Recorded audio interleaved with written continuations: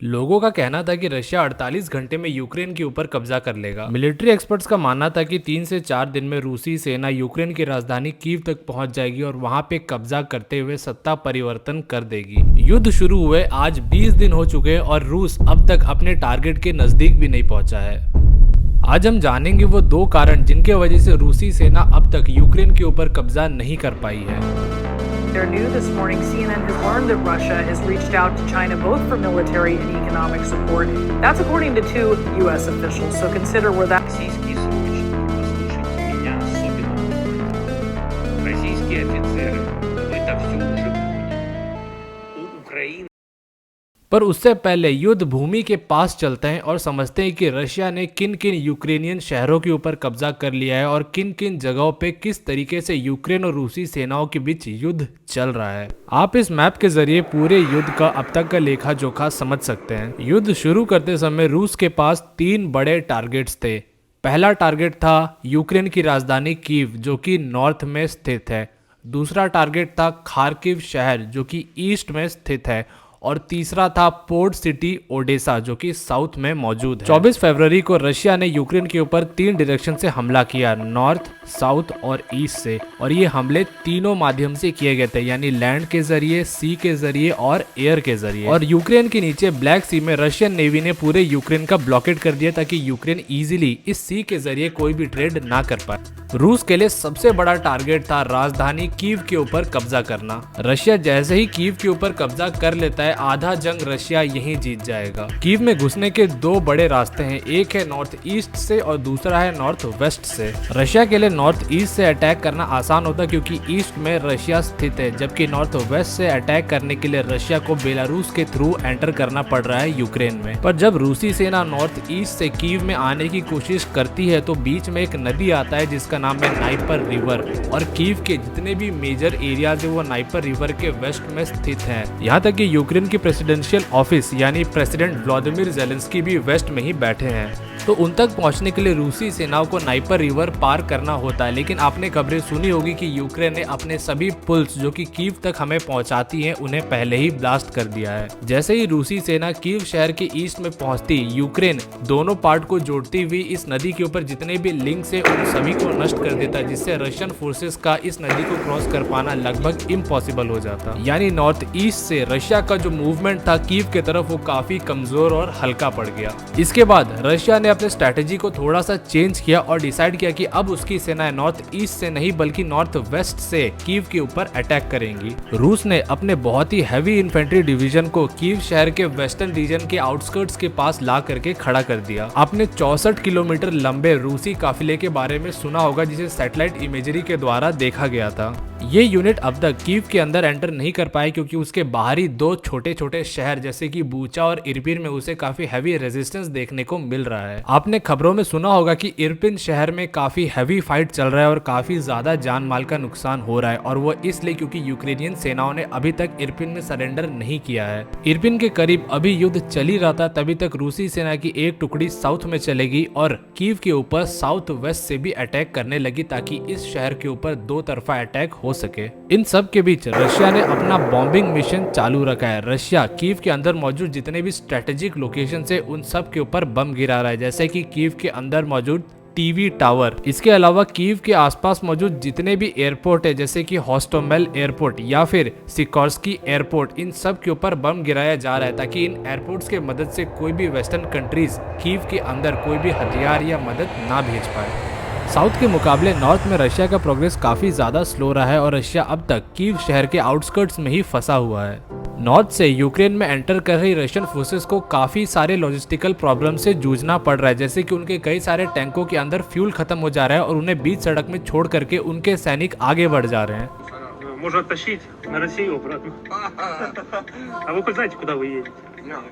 Туда. На Киев, блядь, хуярить. Да.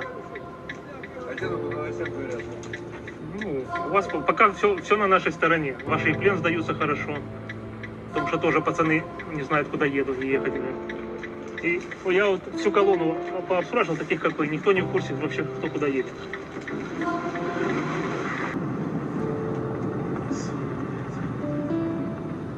इसके अलावा यूक्रेन के जो आम लोग हैं वो रूसी सेनाओं के खिलाफ इतना ज्यादा रेजिस्टेंस दिखा रहे हैं कि जिसका उम्मीद रशियन फोर्सेस ने नहीं किया था। यूक्रेन की सेनाएं तो जितने मेजर रोड से उनमें ब्लॉकेड लगा करके रशिया के प्रोग्रेस को स्लो कर ही रही है, बल्कि आम लोग भी इसमें यूक्रेनियन सेनाओं की मदद कर रहे हैं। जैसे कि हॉस्टोमल एयरपोर्ट पे कई बार कब्जा बदल चुका है, यानी एक बार रशिया आकर के इस एयरपोर्ट पे कब्जा करता है और कुछ ही घंटों बाद यूक्रेन वापस से यहाँ पे कब्जा जमा लेता है और ये सिलसिला कई दिनों तक चलता आया है। सूमी ईस्टर्न यूक्रेन का एक बहुत ही इंपॉर्टेंट शहर है और इसके ऊपर अब रशियन फोर्सेस का कब्जा हो चुका है। रशिया ने इस शहर को चारों तरफ से घेर लिया है। इस शहर को घेर करके रशिया द्वारा इसके अंदर काफी हैवी आर्टिलरी यानी तोपों के द्वारा बमबारी किया गया है, जिसके वजह से इस शहर का फूड सप्लाई कट गया और कुछ ही दिनों में ये शहर पूरी तरीके से रशिया के अंडर आ गया।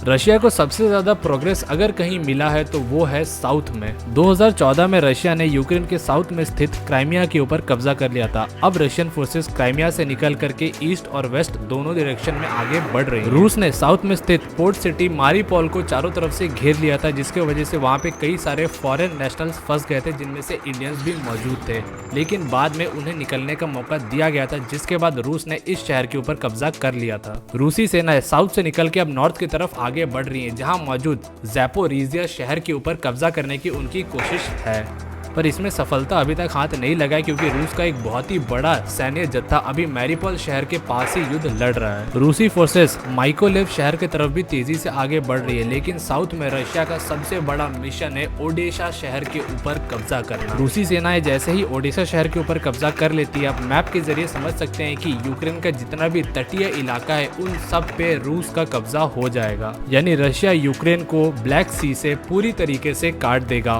और ये रशिया के युद्ध ऑब्जेक्टिव का एक बहुत ही बड़ा पार्ट है। ईस्ट में रशिया ने जितना उम्मीद किया था उतना ही प्रोग्रेस उसे हाथ लगा है। दोनेत्स्क रीजन में फाइटिंग कंटिन्यू है और रशिया ने इस रीजन के कुछ इंपॉर्टेंट शहरों के ऊपर कब्जा कर लिया है। वोल्नोवका शहर में काफी भीषण फाइट चल रहा है, जिसके वजह से इस शहर का सारा बेसिक इंफ्रास्ट्रक्चर अब तहस नहस हो चुका है।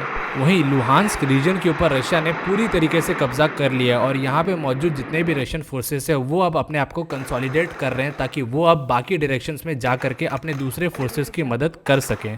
निप्रो शहर के ऊपर कुछ ही दिनों में एक अच्छा खासा युद्ध शुरू होने वाला है, क्योंकि ये स्ट्रेटेजिकली बहुत ही इंपॉर्टेंट शहर है। ये पॉइंट ऑफ कन्वर्जन है रशियन ट्रूप्स के लिए जो कि साउथ और ईस्ट से आ रहे हैं। अगर इस पॉइंट के ऊपर कब्जा हो गया तो साउथ और ईस्ट में मौजूद रशियन फोर्सेस इकट्ठा हो जाएंगी।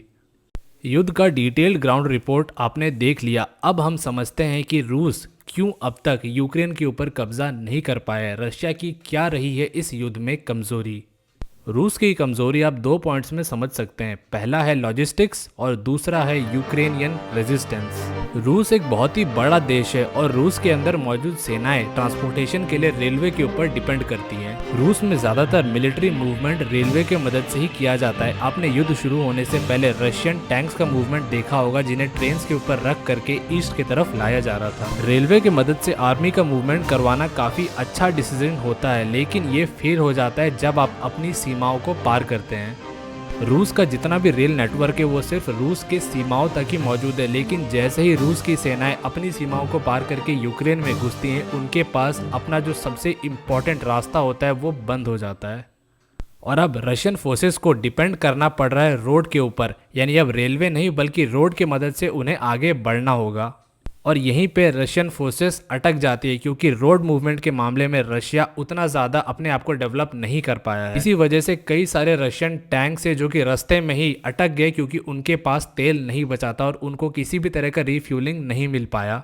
जिस तेजी के साथ यूक्रेन के ऊपर कब्जा करने का प्लान रूस ने बनाया था, वो तेजी रूस को कभी मिल ही नहीं पाया। रूस को लगा था कि वो सिर्फ 2 दिन के अंदर यूक्रेन की राजधानी कीव तक पहुंच जाएगा, इसलिए रूस ने अपनी सेनाओं के साथ सिर्फ 2 दिन के लायक रसद और तेल भेजा था। लेकिन जब ये युद्ध 2 दिन से आगे खिंच गया तो रूस के पास संसाधन की कमी हो गई। इस सब का श्रेय जाता है यूक्रेन के आम लोगों को और यूक्रेन की सेना को, जिन्होंने साथ में मिल करके रशिया के एग्रेशन को रोका और इसी को हमने नाम दिया है यूक्रेनियन रेजिस्टेंस का।